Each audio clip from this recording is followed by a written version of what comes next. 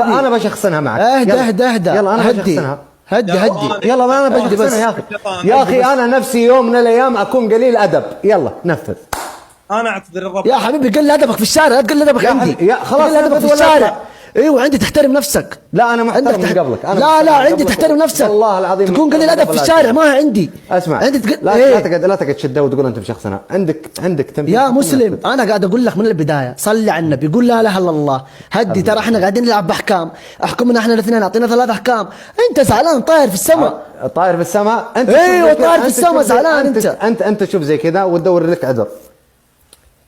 هذه مشكلة. دقيقة احنا احكام ياما نفذنا، كل يوم احنا ننفذ 20 30 حكم، ما جت عليك يا وليد. ما انت منفذ. ايه لا انا بنفذ بس الاحترام فوق الاحكام. يا حبيبي ما له دخل. انت في البداية تقول لي انت مشخصنها، انت تدور واحد يشخصنها معك عشان ما تنفذ له. انا قاعد اقول لك يا وليد لا تشخصنها، احنا جالسين نمزح معاك. خلاص ايش دعوة؟ قول لي بتنفذ يا سمير؟ يا مسلم انا قاعد اقول لك الاحترام فوق الاحكام. ننفذ لك بس والله العظيم والله العظيم ما هي بالزعل يا وليد، ما هي بالزعل. اغطيك بالاحترام، وش تبغى اكثر من كذا؟ واحنا محترمين من قبل لا نشوفك يا حبيبي. والله اني اغطيك بالاحترام. احنا محترمين من قبل لا نشوفك. عندي احكام بتنفذ.